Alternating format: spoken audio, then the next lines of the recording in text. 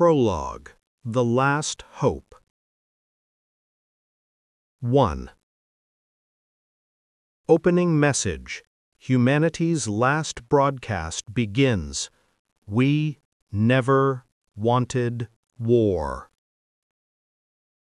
The transmission was not encrypted, not coded, not even broadcast on a military frequency. It was sent across the spiral arm on every channel available. A simple, raw message delivered in 1,000 major languages of the cosmos. The voice, synthetic, yet heavy with human weariness, echoed across the void. To all members of the Galactic Concordat, this is Sol 3, Earth. We never wanted war. We offered alliance, trade, and peace. We still offer it, even now, at the edge of annihilation. We seek understanding, not conquest. Pause. The message looped, a beacon of desperate, final hope against the incoming tide of indifference. Long pause. The frequency chosen was the primary contact band, the equivalent of a polite knock on the front door of galactic civilization. Earth's scientists had calculated the probable emotional profile of the dominant species based on early reconnaissance, tailoring the tone to sound vulnerable yet resolute. It was an appeal to reason and shared survival, a final conscious effort to use dialogue to avert a conflict that military projections showed they could not win conventionally. Pause. They had laid their cards on the table, hoping that their clear desire for non-aggression would be met with anything other than cold, bureaucratic contempt. First contact. Humanity meets aliens, offering peace. The Starship Ambassador, a gleaming, unarmed vessel designed solely for diplomacy, made the initial jump into Concordat space. Its crew, comprised of linguists, artists, and engineers, carried gifts, blueprints for fusion efficiency, cures for ancient Terran diseases, and philosophical treatises on mutually assured coexistence.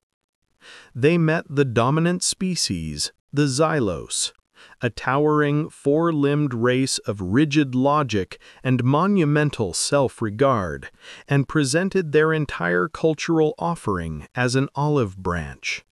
The humans were open, optimistic, and entirely transparent about their history, including their flaws. The Xylos reception hall, a vast, polished cavern of obsidian and chrome, was designed to intimidate. The human delegation, led by Ambassador Lena Khan, focused instead on the value of their offerings. They explained how human suffering had led to breakthroughs in quantum physics and social organization, framing their chaotic history not as a weakness, but as a crucible of resilience. The Xylos, however, merely scanned the data packets for potential military applications, finding the rest of the cultural exchange, poetry, history of internal strife, and moral philosophy, irrelevant and sentimental. Alien arrogance. Aliens laugh at humanity's primitive offer. The Xylos Council, observing the small, fragile human delegation through thick panes of hardened polymer, exchanged silent, condescending frequencies. They catalogued humanity's history, the endless squabbles over land and belief, the devastating civil wars, the relatively short lifespan, and dismissed them as a minor, unstable life form. The Xylos Prime Minister, a creature named Kthar, finally activated his translator, a low buzzing tone filling the chamber. You offer us peace. Peace is the natural state of superior beings. We do not need the instruction of a species that spent 3 millennia perfecting methods to kill its own kind. Cathar's assessment was derived from a logical calculus. A species that required external rules of engagement and continually violated its own ethical codes could not possibly contribute to the highly ordered, predictable structure of the concordat. To the Xylos, a long history of warfare indicated not strength, but profound immaturity. They saw only inefficiency in the human propensity for emotional conflict, failing to grasp that the very act of surviving such chaos had forged an unbreakable core. Their laughter was not malicious, but the result of pure, detached dismissal, a statistical analysis concluding that humanity was waste product. Earth's plea. Leaders send multiple peace envoys. Refusing to accept the dismissal, Earth's unified government persisted.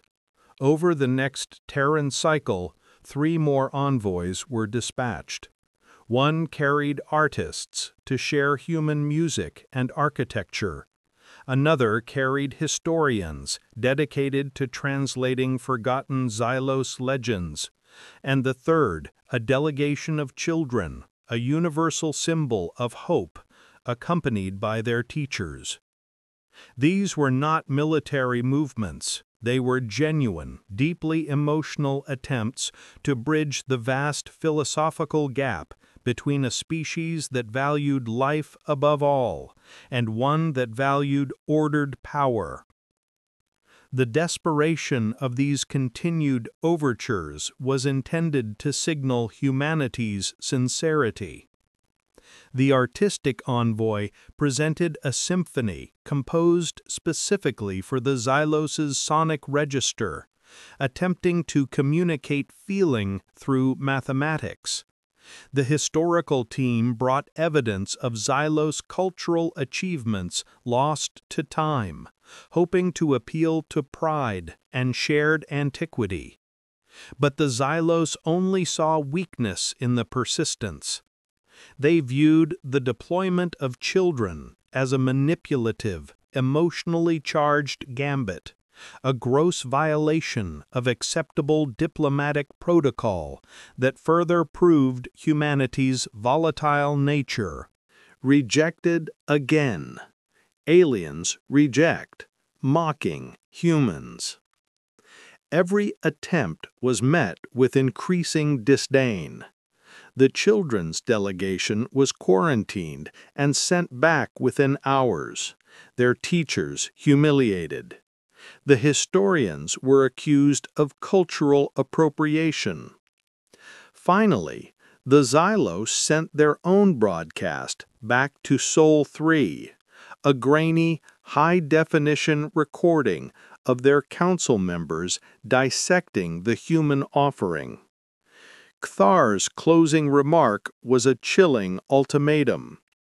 Your continued presence is a distraction. Withdraw all craft beyond the Perseus arm or face disciplinary action. Your pathetic pleas are an insult to the Concordat's order. The final broadcast was a devastating psychological blow meant to crush human will. The Xylos analysts focused on humanity's lack of advanced shield technology, their reliance on slow kinetics, and the obvious disunity reflected in their various planetary governments, which still bickered despite the imminent threat. The ultimatum was not a threat of war in their minds, but the administrative closure of an embarrassing diplomatic incident. They truly believed that their sheer display of technological and strategic superiority would be enough to make the unstable Terrans simply flee. The turning tide. Silence and Shadows. First Strike. Alien fleet attacks a human colony. Ignoring the warning, the Concordate fleet, led by the Xylos flagship Inflexible Justice, crossed the newly defined demarcation line.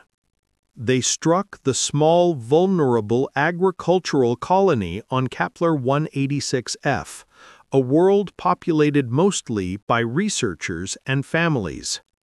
There was no warning shot, no second demand. Laser fire ripped the thin atmosphere, turning biodomes into firestorms. The Xylos command log recorded the action as a low-priority policing maneuver, expecting immediate human capitulation. The selection of Kepler 186f was deliberate. It was a soft target, politically insignificant but highly visible, a perfect example to demonstrate the cost of defiance. The Xylos Tactical Command allocated minimal resources, anticipating a quick, one-sided engagement. The colony's defense systems were antiquated, easily overwhelmed, and the act was executed with the chilling impersonality of pest control. The Xylos recorded the destruction as a success metric: 100% target neutralization, 0% concordate casualty. Massive losses. Millions die. Earth devastated. The Xylos were thorough. They followed up the colony attack with synchronized orbital bombardments on Earth itself, targeting strategic infrastructure but also major population centers, a display of absolute power. Cities were glassed, sea barriers failed, and billions were displaced in moments. The unified human defense fleet was hopelessly outmatched in technology and numbers, their antiquated kinetics and energy weapons failing against Xylos shields. In the first 3 days, the human population dropped by 20%. The initial defense was gallant but futile. Human pilots fought their ships to their inevitable destruction, attempting to draw fire away from population centers. The scale of the death, instantly reducing the global population by over 1 billion, shocked the survivors into a new, terrifying sobriety. The human response was not immediate panic, but a profound collective shift from terror to incandescent rage, channeled to the highest levels of command. The military assets that survived the initial onslaught were not defeated, they were simply withdrawn, intact but battered, to execute a prearranged, unthinkable plan. Human silence. No response. Humans vanish from comms. Then total silence. The barrage continued for a week, but no new pleas, no military communiques, no broadcasts of surrender, and no defiant last stands were detected from Earth or its remaining outposts. All military signals ceased. All civilian channels went dark.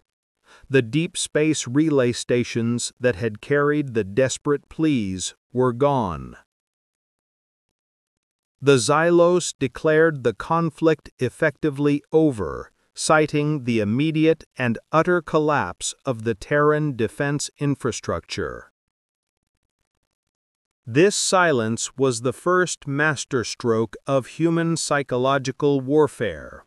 It was deliberate and meticulously maintained by deep code algorithms that scrubbed the Sol system clean of any electromagnetic signature that could betray life. The Xylos, accustomed to the predictable noise of panic or the organized structure of surrender, completely misread the quietude. They assumed the enemy was annihilated, when in fact the enemy was simply listening, gathering data, in the cold, dark cradle of their dying home world. The strategic analysts of the Concordat grew uneasy. They had expected resistance, perhaps a desperate suicide charge, or at least continuous, demoralizing broadcasts of surrender or defiance. This utter silence was unprecedented in galactic warfare. A species that had fought itself for millennia should, by Xylos logic, dissolve into chaos. But the quiet was too perfect, too absolute. Their communication systems are destroyed, Cathar insisted. They are broken. But a small nagging worry persisted. Broken things usually scream. The Xylos had models for every known response to defeat: compliance, resistance, and flight. They had no model for calculated disappearance.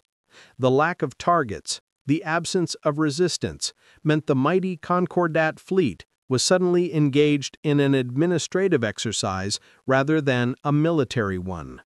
They spent weeks searching the void, their massive sensor arrays running on inefficient high-power modes, fruitlessly trying to find a foe that had decided to stop existing in the conventional sense. Whispers of war. Human fleets begin moving in shadows. Miles away from the main hyperlanes, in the electromagnetic shadow of gas giants and asteroid fields, movement began. Tiny angular ships, cloaked by exotic materials and powered by silent, efficient drives, slipped through the void.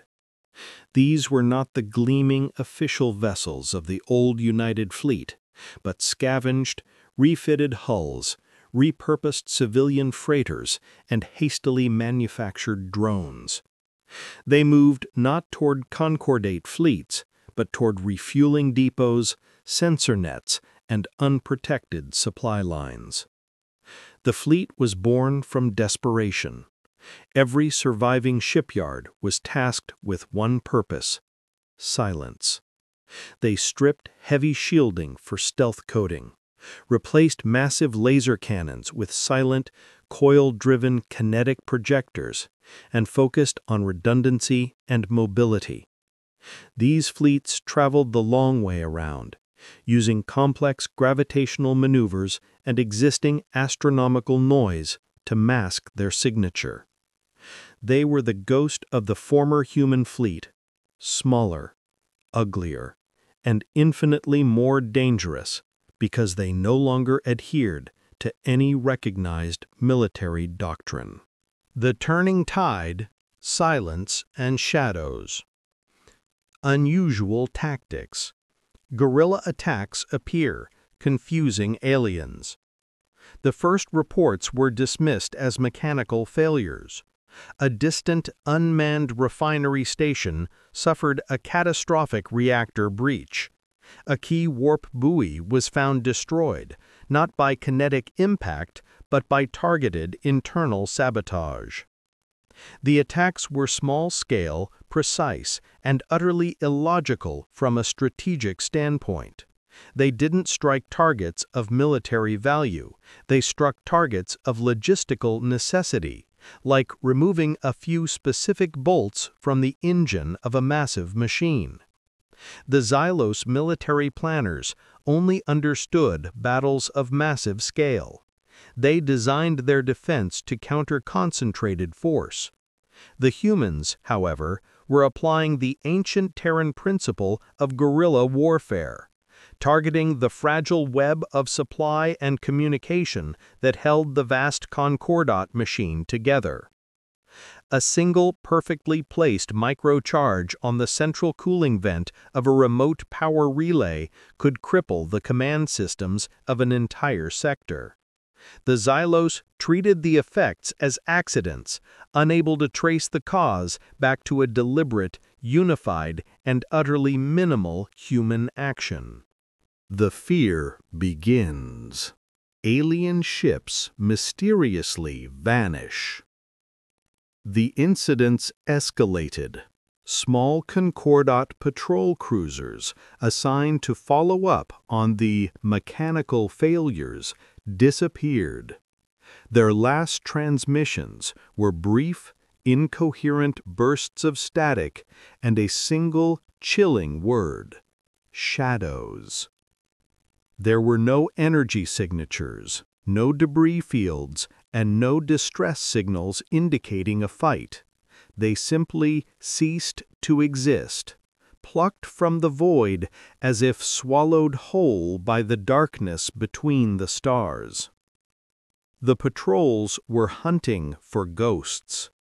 The human ships, utilizing advanced active camouflage derived from captured Xylos materials, would close the distance in the vacuum, engaging in pure, silent ambush.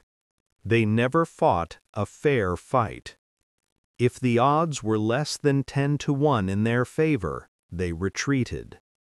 The Xylos, with their reliance on massive shields and long-range energy volleys, were psychologically unprepared for a foe that preferred boarding actions in the dark over spectacular firefights in the light.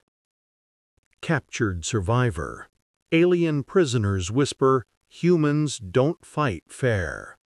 An assault shuttle was finally recovered, drifting inert with its engine core ripped out. Inside, 3 surviving Xylos crewmen were near catatonic.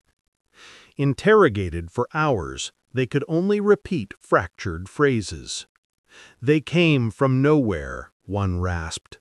"No shields, no weapons, just boarding, like ghosts."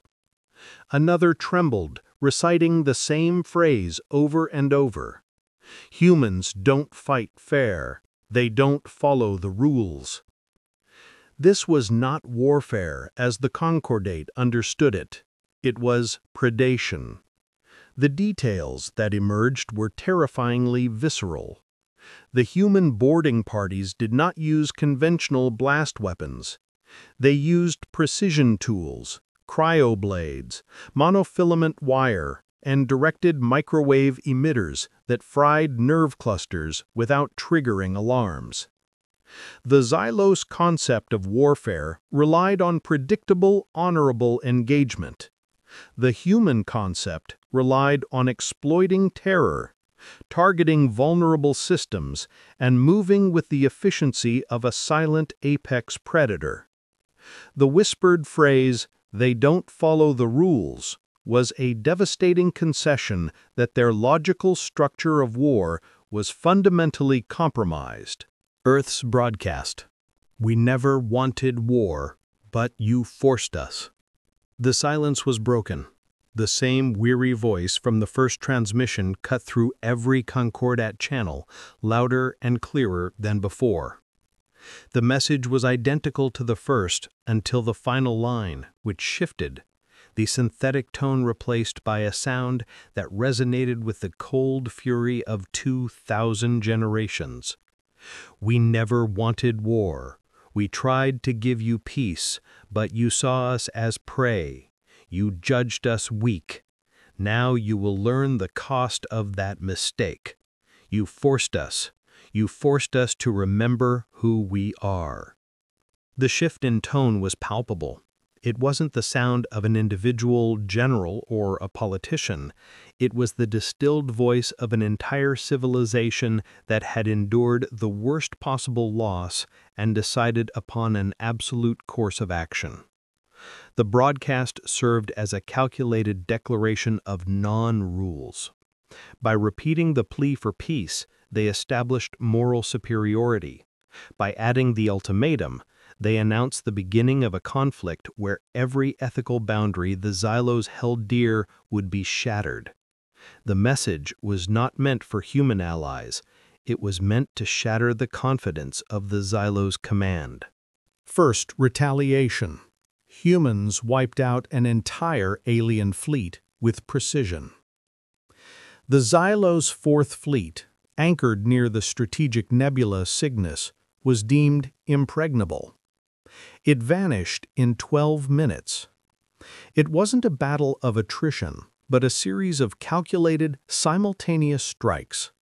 Human weapons, a hybrid of kinetic tungsten rods and short-range plasma lances, hit shield emitters first, then engine cores, then bridge modules, all delivered by stealth drones, too fast and small to target. When the main assault ships arrived, they only needed a single volley to finish the crippled vessels. It was a surgical display of focused, murderous efficiency. The critical element was the targeting. Human analysts had spent the months of silence compiling data on the Xylos power grid architecture. They discovered that Xylos shield emitters required a precise, continuous energy flow to stabilize. The tungsten rods, accelerated to a terrifying fraction of light speed, were designed not to penetrate but to generate massive shock waves that momentarily overloaded the emitter coils. This created fleeting sub-second gaps in the shields, through which the short-burst plasma lances, a technology they had thought primitive, could be delivered directly into the core components. The result was not a slow melt, but an instantaneous systemic failure of an entire fleet. The retaliation, the art of conflict. Aliens underestimate again. They believe it's luck. A fluke, Cathar decreed to the Council. A lucky hit, a localized gravitational anomaly, a final desperate act. The Xylos mind, structured by logic and superiority, could not process the complexity of the attack. They refused to acknowledge a tactical shift, instead doubling down on their flawed understanding of human weakness, ordering massive, slow-moving retaliatory sweeps, easily tracked and countered by the human shadow fleets. Their primary error was the inability to accept that a primitive race could innovate so rapidly. They dismissed the tactical coordination as too complex for an emotional species, attributing the loss to an improbable convergence of external factors. Cathar authorized the deployment of the massive, slow-to-maneuver Concordat super-dreadnoughts, ships that relied solely on overwhelming frontal shields and firepower. This predictable escalation played perfectly into the human strategy, which relied on evading frontal confrontation and striking only at the weak points of exposed logistics and communications. Night raids. Human stealth tactics terrorize alien worlds. The war moved planet-side. Human teams, small and ruthlessly trained, slipped past planetary defenses designed for mass invasion. They targeted energy grids, communications towers, and food processing plants. They didn't occupy or hold territory, they simply sowed chaos. The Xylos homeworld itself suffered multiple unexplained blackouts. The psychological damage was immense. Citizens of the Empire began to fear the night, whispering that the Terrans could materialize anywhere, anytime. The planetary incursions were terrifyingly effective. The Xylos had perfected automated ground defense, robotic drones, massive sensor grids, and static turrets, designed to stop armored columns.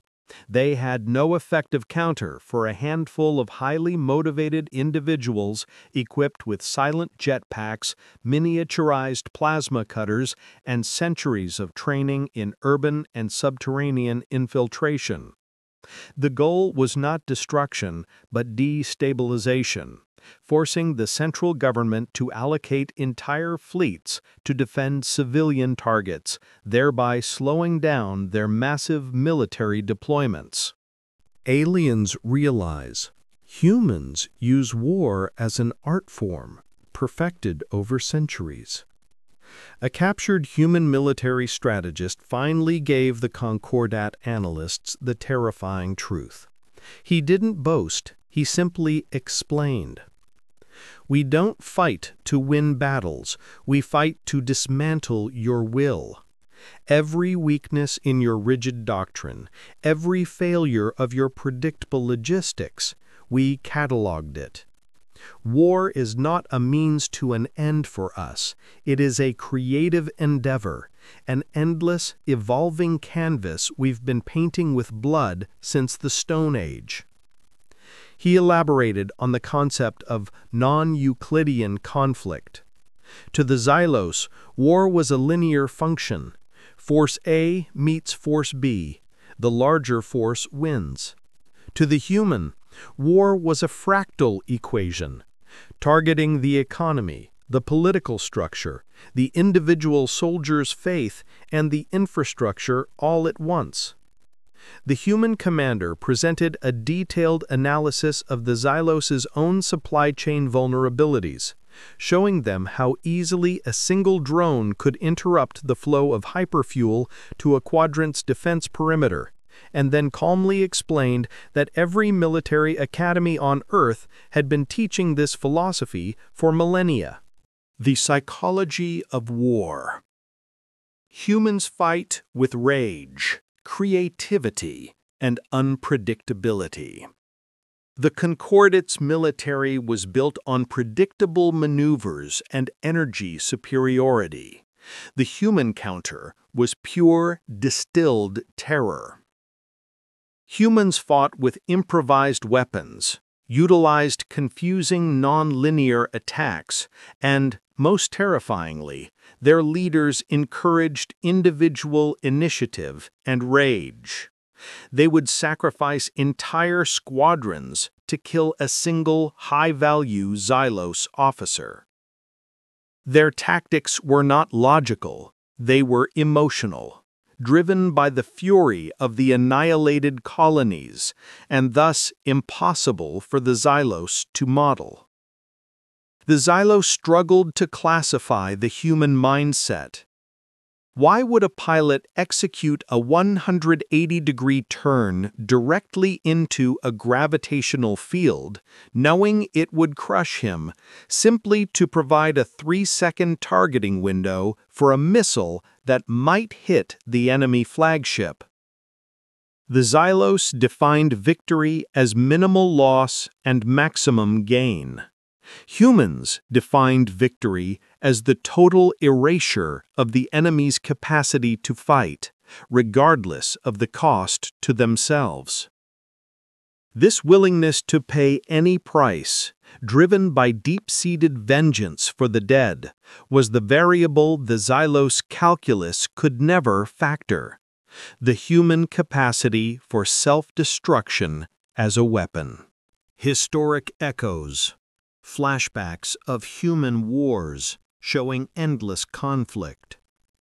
The Xylos analysts dug into the historical data the humans had foolishly provided during the peace talks. They saw the world wars, the trenches, the nuclear blasts, the genocides, not as evidence of weakness, but as a continuous 4,000-year workshop of destruction. Every time humanity achieved peace, they invented a more terrifying weapon or a more insidious tactic for the next war. They had perfected the art of internal conflict, and now they were applying that mastery externally. The analysts were horrified by a single discovery: the constant, recursive nature of human conflict. Unlike other galactic powers who fought for territory or resources, humans often fought over ideas, beliefs, and history, intangibles that defied logical resolution. They found evidence of tactical doctrines developed during ancient sea warfare being repurposed for asteroid combat, and medieval siege techniques applied to starship boarding. Every single war, no matter how distant or small, was an archived, lessons-learned scenario ready to be deployed. The retaliation, the art of conflict. Aliens fear memory. They realize humans never stopped fighting themselves. The true, stomach-churning realization dawned upon Cathar. Other civilizations evolved beyond major conflict. They found stability, peace, and stagnation. Humanity had never stopped fighting itself. The discipline, the tactical flexibility, the willingness to commit suicide charges or deploy bioengineered weaponry, it wasn't a newly acquired skill, it was a cultural memory, an ancestral proficiency honed by endless self-destruction. The Xylos hadn't attacked a species, they had awakened a dormant weapon. The Xylos peace was fragile, enforced by rigid law and technological superiority. The human peace was merely a temporary ceasefire between perpetually evolving methodologies of annihilation. The greatest single weapon humanity possessed was not plasma or kinetics, but their collective, unbroken, and horrifyingly efficient memory of how to wage total war. They realized they had mistaken an internal combustion engine for a broken toy, only to discover it was the ignition system for a supernova. Earth's strategy. Humanity unites like never before. The devastation had achieved what millennia of philosophy and politics could not: absolute unity. The Earth government, now operating from subterranean bunkers, implemented the Omega Doctrine: total conversion of all resources, civilian and military, towards the war effort. The last vestiges of internal disagreement vanished under the shared memory of burning cities. Humanity's collective focus was singular, unyielding, and driven by a cold, primal need for vengeance. The Omega Doctrine was brutal in its simplicity. Every factory was repurposed for military production. Every scientist was a weapons designer. Every politician became a logistics manager. There were no longer nations or ideologies, only the Earth government, focused on a single, terrifying goal. This unity wasn't born of political agreement, but of shared, profound trauma.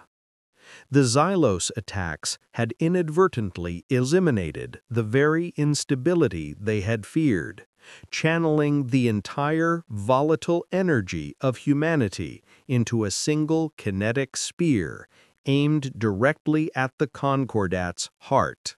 The Battle of the Vexation Gate was the point of no return.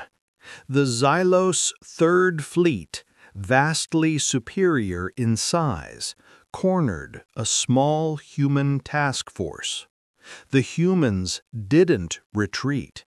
Instead, they unleashed a wave of unshielded, warp-capable torpedoes carrying nothing but massive gravity well generators. The resulting sudden collapse of local space-time ripped apart the Xylos fleet's formation, rendering their massive guns useless, leaving them vulnerable to the smaller, more agile human craft that darted through the debris. For the first time, Xylos commanders issued frantic, panicked orders to retreat. The effect of the gravity weapons was catastrophic. They didn't destroy ships. They destroyed formation, timing, and communications.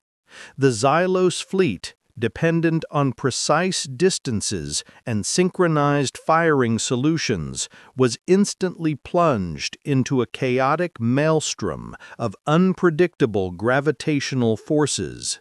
Ships collided, targeting systems malfunctioned, and the rigid Xylos command structure dissolved as individual commanders had to make snap, illogical decisions. The human ships, designed for independent action and high G-force maneuvers, capitalized instantly, turning an engagement against superior numbers into an isolated, terrifying hunt. Sacrifices. Humans destroy entire fleets at the cost of their own lives. The humans showed a willingness to sacrifice life that was utterly alien to the Concordat. If a Xylos cruiser was too heavily shielded, a human destroyer would simply ram it at near light speed, triggering a self-destruct sequence designed to destabilize the alien vessel's core. The logs of these final moments were simple: for Earth. The Xylos, valuing preservation above victory, could not comprehend a foe that traded a single life for guaranteed destruction. These self-destruction orders were known as the Exitus Protocol. They were voluntary, accepted by crews who understood that their ultimate purpose was to act as highly kinetic guided missiles. The Xylos had no counter-protocol for a foe whose most potent weapon was a suicidal, emotionally driven, yet perfectly calculated human being. The Concordat command had been trained to prioritize the survival of the fleet hierarchy. The human commanders prioritized the absolute destruction of the enemy, regardless to the cost to their own line. The Propaganda War. Alien soldiers lose morale, whisper, "Humans are demons." The Xylos military morale plummeted. The propaganda machine, which had initially portrayed humans as squealing, disorganized insects, could not cope with the new reality. Soldiers deserted, citing fear of the ghosts, who could board a ship in silent vacuum and kill an entire squad with nothing but a titanium cable and a knife. The name Terran became synonymous with demon, a terrifying entity that fought for reasons the rigid Xylos mind could not rationalize. The psychological warfare was subtle but devastating. Captured Xylos ships were occasionally found intact, but with cryptic, chilling messages written in biofluids on the bulkheads, or with entire crews paralyzed by specific nerve agent residue that left no lasting trace but profound psychological damage. The constant, irrational threat, the feeling that the enemy was always a step ahead, inside the wire, and fought with an incomprehensible level of personal savagery, created massive desertion rates and widespread insubordination across the Concordat ranks. The Conquest, the Omega Doctrine. Alien leaders panicked. They realized this war cannot be won. Cathar, once arrogant, was a shell of his former self. His council chambers were in constant, frantic session. The military reports were always the same: loss of control, unaccounted for destruction. The Concordat possessed the greater manufacturing capacity and technology, but the humans possessed the will, the creativity, and the utterly terrifying asymmetrical expertise to nullify any advantage. They weren't fighting a war, they were conducting a liquidation. The economic infrastructure of the Concordat began to fail under the strain of unpredictable, widespread sabotage. Production quotas were missed, supply lines were severed, and internal security forces were overwhelmed attempting to suppress the chaos sown by the night raids. Cathar looked at the projections and saw only exponential decay. The human fleet, though smaller, was growing more efficient with every loss, while the Concordat's enormous assets were being drained by a million tiny, unfixable leaks. The war had become an exercise in futility. The final push. Humanity launches its greatest offensive. The accumulated shadow fleets emerged simultaneously from every hidden jump point. It was not a grand organized naval battle, but 100 separate coordinated invasions of the Concordat's inner systems. The humans had used the early phase of the war to perfectly map and exploit the internal weaknesses of the Empire. This offensive was not about conquest, but about decapitation, a direct line to the Xylos homeworld, leaving only fire and wreckage in their wake. The offensive was codenamed Operation Retribution.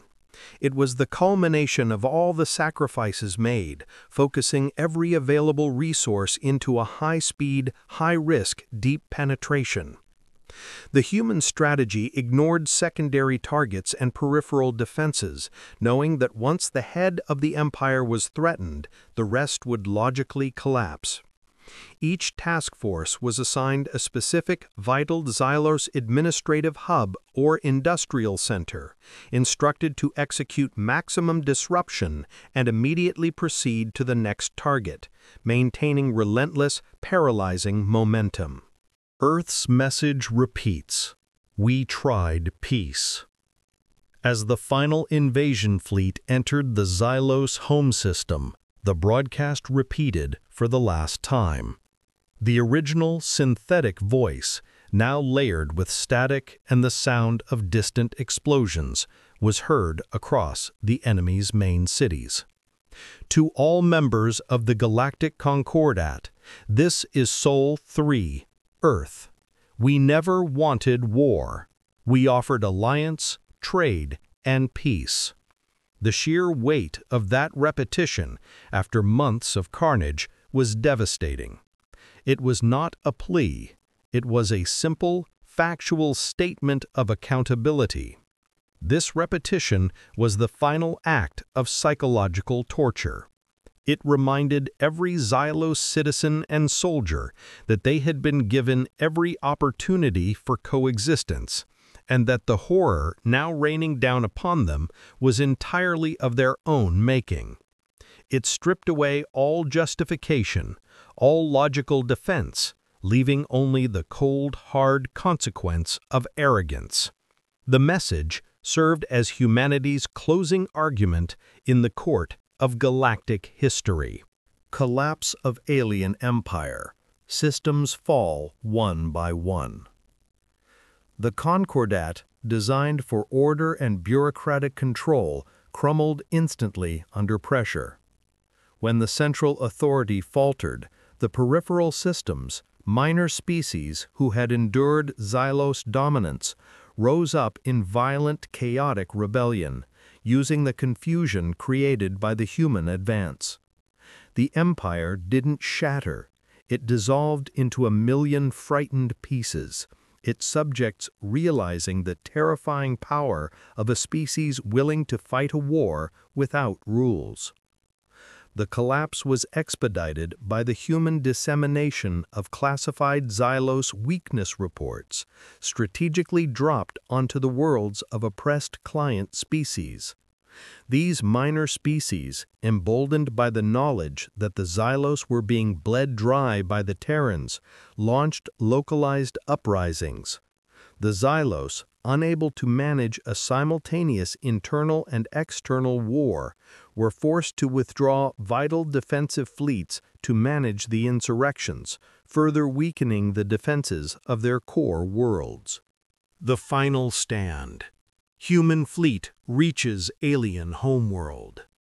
The remaining Xylos defense fleet, battered and terrified, attempted a last, futile defense around their capital planet. The human fleet, though scarred and low on resources, was a monolith of unwavering focus. They didn't engage in prolonged combat. They simply executed the final, calculated maneuver, bypassing the primary defense line with a synchronized gravity slingshot and accelerating directly toward the orbital platforms. The Xylos capital world, Xylos Prime, was ringed by a desperate, haphazard perimeter of their last remaining warships. The humans ignored the perimeter entirely, using the deep gravitational pull of the system's gas giant to slingshot their strike force past the main line of fire. It was a move that defied conventional safety protocols, a gamble only a species with nothing left to lose would attempt.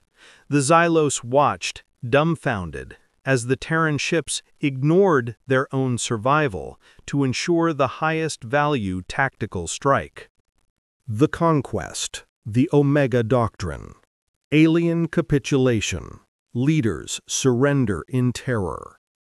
With the human fleet poised above the Xylos Prime citadel, Cathar, the former Prime Minister, appeared on the main broadcast screen. His four limbs trembled visibly, and his rigid posture was gone, replaced by a defeated slump. He spoke not of honor or rules, but of survival. We surrender. We cede all territory, dismantle all fleets, submit to all terms. We beg for clemency.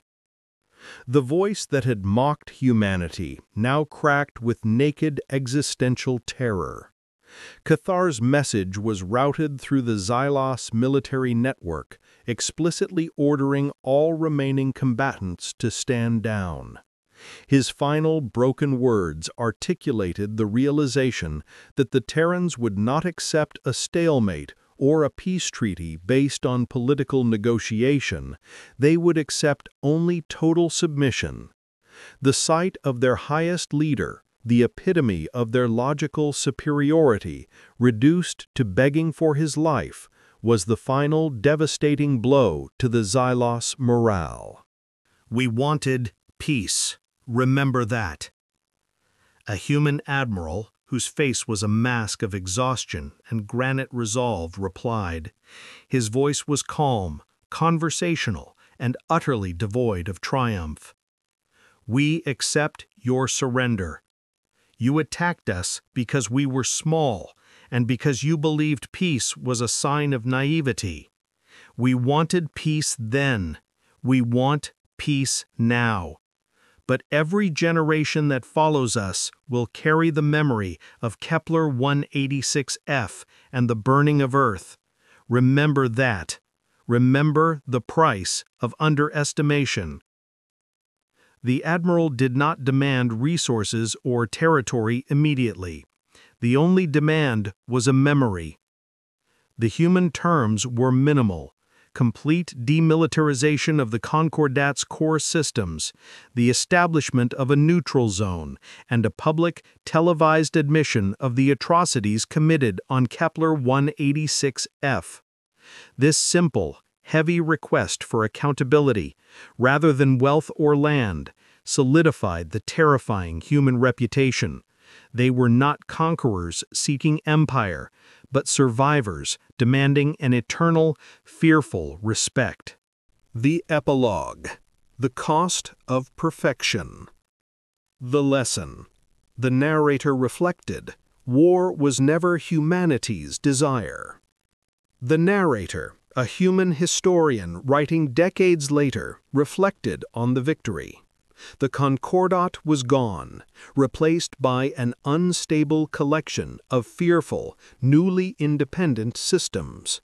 Humanity held vast power, but wielded it with terrifying restraint. The irony was devastating. The species most adept at war became the most cautious about starting one. War was never their desire, it was their terrible, perfected default. The historian chronicled how the galactic community recategorized humanity. They were no longer the volatile, immature life form, but a force of nature, a cosmic deterrent. The truth was that the cost of activating the Omega Doctrine was too high to bear again. The Terrans achieved peace not through diplomacy, but through the display of total, horrifying capability, ensuring that no species would ever again mistake their outstretched hand for a sign of weakness. The cost. Earth is scarred, humanity changed forever. The scars on Earth remained, massive blast craters that served as eternal memorials. The population had recovered, but the spirit was forever altered. The optimistic, naive humanity that had offered blueprints for fusion power was gone. It was replaced by a pragmatic, watchful, deeply efficient entity that built defenses before diplomacy and carried the quiet, heavy knowledge of what it could unleash. The new human society was intensely private and deeply unified.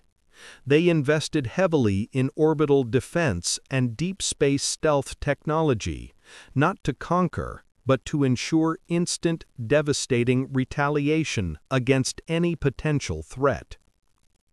The collective trauma had replaced individual squabbles with a sense of universal responsibility. They looked at the ruins of Kepler 186f and the Xylos homeworld and understood that their survival depended on being the last one to ever turn their chaos against an external enemy. The historian closed his journal, the glow of the distant, newly protected Earth illuminating the final, simple truth that echoed across the terrified galaxy. The lesson was learned, paid for in blood and silence, and forever inscribed on the stone of human memory. We never wanted war, but we perfected it. The single definitive statement summarized the paradox of the species. They were the children of chaos, and they would ensure order through the quiet, terrifying promise of their unparalleled destructive capability.